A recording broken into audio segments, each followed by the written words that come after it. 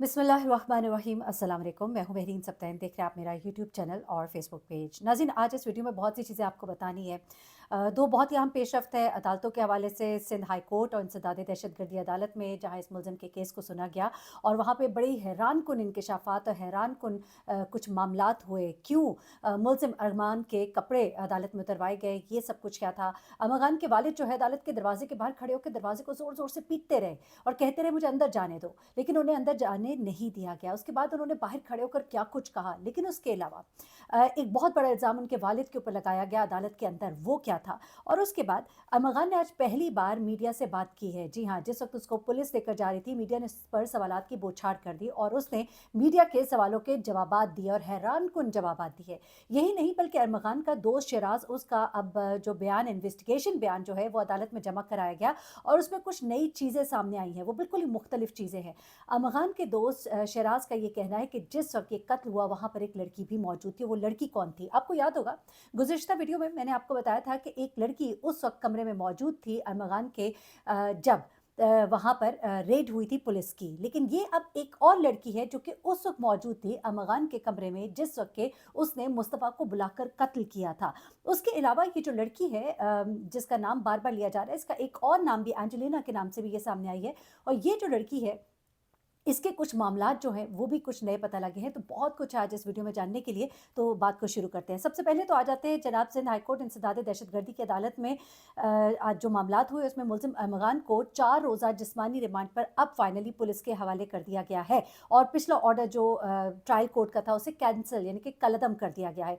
Sindh high court में ये कहा गया कि जनाब पूरा ऑर्डर रेडी था पुलिस कस्टडी में देने के हवाले से, लेकिन आखिरी वक्त में उसे काट कर जुडिशल कर दिया गया। ये सब क्या था? तो वहाँ पर जो प्रोसिक्यूटर साहब थे उन्होंने ये कहा बाकायदा तौर पे जज साहब को कि जज साहब, जिस वक्त ये ऑर्डर तैयार था और ऑर्डर पास तकरीबन हो गया था, उसके बाद अरमान का बाप जज साहब के साथ, ट्रायल कोर्ट के जज साहब के साथ अदालत में मौजूद था, कमरे में मौजूद था। कमरे में उनके, आपको मालूम है कि अदालत जो जहाँ पे लगती है उसके बैक साइड पे जज साहिबान का एक कमरा भी होता है, चैम्बर होता है।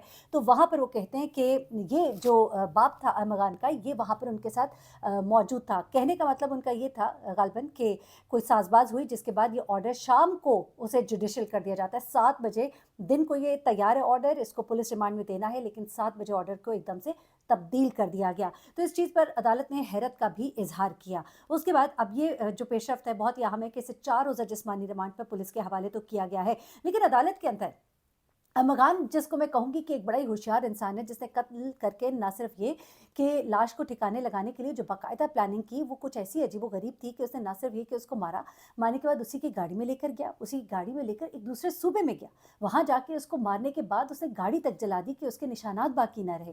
तो आप सोच सकते हैं कि वो कितना होशियार है। आज इसी होशियारी का मुजाहरा उसने अदालत में भी किया। अदालत में जैसे ही वो दाखिल होता है तो जज साहब के सामने एकदम से शो डाल देता है कि मुझ पर तशद्दुद किया जा रहा है। अब जज साहब कहते हैं कि देखिए ज़रा इन पर कोई तशद्दुद का निशान है। तो कहा जाता है कि इनकी कमीज़ को ऊपर उठाया जाए। कमीज़ को ऊपर उठाया जाता है तो कोई तशद्दुद का निशान नहीं मिलता।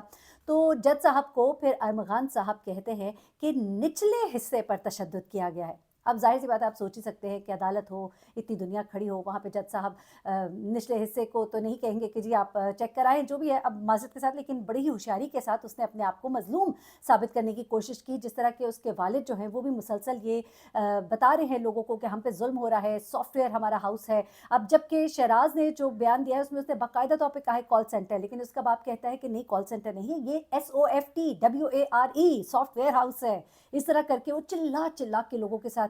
अच्छा, जब पूछा गया कि आपने क्यों इतनी बदतमीजी की लोगों के साथ, आपने जाके वहाँ पे अदालत के बाहर शोर मचाया, तो कहते हैं कि मैं बड़ी टेंशन में था, छंगा मांगा से डायरेक्ट आ रहा था, मैं सोया नहीं हुआ था। लेकिन जो भी है, उनका जो अंदाज़ और जारहाना अंदाज़ है वो ज़ाहिर कर रहा है कि उनको इस वक्त इस चीज़ की बिल्कुल परवाह नहीं कि मुस्तफ़ा नामी कोई लड़का जो है वो मारा गया है, जिसका सर धड़ काट दिया गया है और उसको इस बेदर्दी के साथ मारने के बाद दफना दिया गया है। इस वक्त सिर्फ फ़िक्र उन्हें अपने बेटे की है, जिसमें वो कहते हैं कि मेरी एक्स वाइफ जो है उसके हाथ में एक लैपटॉप था, मेरे बेटे का लैपटॉप जो है वो ले लिया गया है, उसके अंदर बहुत बड़ा बड़ा मटीरियल था और बेसिकली ये गेम बहुत बड़ी है, बहुत आगे की गेम है।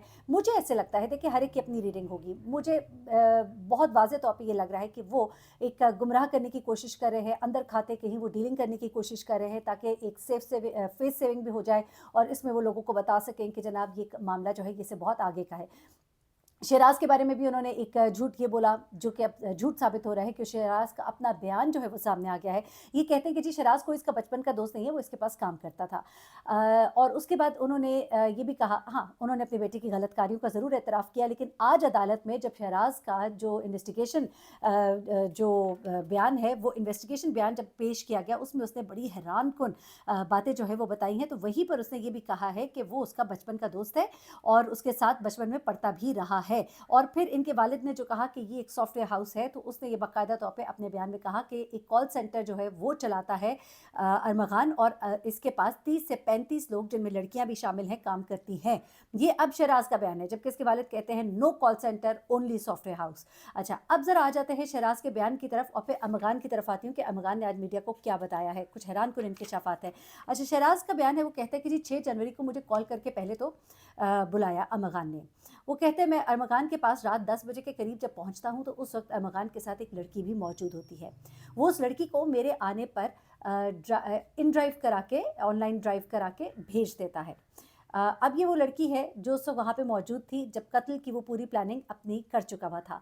उसने शहराज को बुलाया। शहराज को बुलाने के बाद ये मुस्तफ़ा वहाँ पहुँचता है और वो कहता है कि मुस्तफ़ा एक थैला लेकर आया। उस थैले के अंदर ड्रग्स थे। वो कहता है कि वो ड्रग्स जो है उसने उससे दिए और उसको 1.5 लाख रुपया दिया। अब मैं यहाँ पे सोच रही थी कि अगर उसने उसको 1.5 लाख दिया तो क्या मतलब इसका कि वो उसको शायद मारना तो नहीं चाहता था, लेकिन मारा गया उस वक्त गुस्से की हालत में। ये भी हो सकता है, क्योंकि पैसे इंसान तभी पकड़ाता है जब उसको होता है कि यार मैंने कोई चीज़ खरीदनी है, उसे लेकर जानी है, मैंने लेनी है। लेकिन यहाँ पर वो कहता है कि शहराज जो कहता है कि अरमगान के पास शेर के 3 बच्चे भी थे। वो यहाँ पर कॉल सेंटर चलाता था, अकेला रहता था। फिर वो कहता है कि अरमगान को असलहे का शौक था, इसलिए इतना असलहा उसके घर में मौजूद था। बड़ी बात है, शौक के लिए 1.5-2 करोड़, 2.5-3 करोड़ का भारी असलहा घर में मौजूद होना। उसके बाद वो कहता है कि न्यू ईयर नाइट हुई थी। अच्छा, न्यू ईयर नाइट की जो स्टोरीज मुख्तलिफ आ रही हैं उसके बारे में भी उसने बताया। उसने कहा कि न्यू ईयर नाइट अरमगान के बंगले पर हुई थी। रात 12 से लेकर सुबह 3 बजे तक ये पार्टी चलती रही। उसके बाद ये इस पार्टी में मुस्तफ़ा नहीं आया था। अब यहाँ पर जो ये बड़े-बड़े दावे किए जा रहे थे कि जी पार्टी में लड़ाई हुई, लड़ाई के बाद जो है ये मामला बढ़ा, लेकिन नहीं, इस पार्टी में मुस्तफ़ा नहीं आया था। मुस्तफ़ा इसके पास 10 बजे जब बंगले पर आया था, वहाँ पर एक लड़की मौजूद थी, और जिस दिन पुलिस ने फायरिंग की है उस दिन भी एक लड़की इसके पास बंगले पर मौजूद थी। यहाँ पर सवाल ये है कि हर वक्त इसके पास कोई ना कोई लड़की मौजूद होती थी, या वो लड़कियाँ जो है वो कोई ख़ास उसके काम में उसकी मुआविन थी। क्योंकि यहाँ पर एक बात ये भी आ रही है कि एंजेलिना उर्फ जो पहले हमने नाम आपके साथ शेयर किया था, तो ये जो लड़की है इसके बारे में भी ये बताया जा रहा है कि ये इसके साथ कॉल सेंटर पर काम करती थी। जी हाँ, वो लड़की जो कि मुस्तफ़ा की भी दोस्त थी, तो वो बाकायदा तौर पे इसके साथ कॉल सेंटर पर काम करती थी। तो ये कुछ चीज़ें हैं। अब उसने ये भी बताया कि किस तरह से फिर इन दोनों के दरमियान लड़ाई झगड़ा हुआ। उसने उसके सर पे और घुटनों पर मारा। उसके बाद गुस्से में उसने अपना जो एक रैपर था उससे 2 फायर किए थे दीवार में, और उसके बाद उसने इसको फिर मारा। ये बेहोश हो गया था मुस्तफ़ा। उसके बाद इसको गाड़ी में शिफ्ट किया। ये सारे का सारा बयान है जनाब शहराज का। अच्छा, अब अरमगान का पहला बयान जो सामने आया है वो भी आपके सामने रख देती हूँ, लेकिन उससे पहले एक और अहम खबर आपको बताती चलूँ। एक तो मैंने आपको बताया कि 4 रोज़ा जिस्मानी रिमांड पर इसको अदालत ने पुलिस के हवाले कर दिया है, और दूसरा ये कि कब्र कुशाई के लिए 3 रुकनी मेडिकल बोर्ड जो है वो तश्कील दे दिया गया है।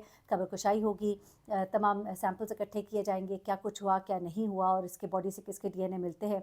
और 3 रुकनी मेडिकल बोर्ड जो तश्कील दिया गया है उसकी सरबराह जो है पुलिस सर्जन समिया होंगी, समिया सैयद। और 21 फरवरी को सुबह 9 बजे कब्र कुशाई होगी मुस्तफ़ा की।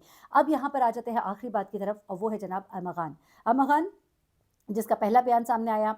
अरमगान जब अदालत से बाहर इसको लाया जा रहा था, अंदर ले जाने से पहले ही उसके सर पे पहले तो कपड़ा पहनाया गया, जैसा कि मुल्ज़िमान को पहनाया जाता है। उसको पहना कर लेकर जाया गया। उसके बाद जब वो वापस आ रहा था तब भी वो चेहरे पर उसके कपड़ा था। पुलिस वाले उसको हथकड़ियों में लेकर जा रहे थे और पीछे पीछे रिपोर्टर्स थे। रिपोर्टर्स ने उससे पूछना शुरू किया कि तुमने अपने दोस्त को क्यों मारा, क्या हुआ था, क्या किया तुमने।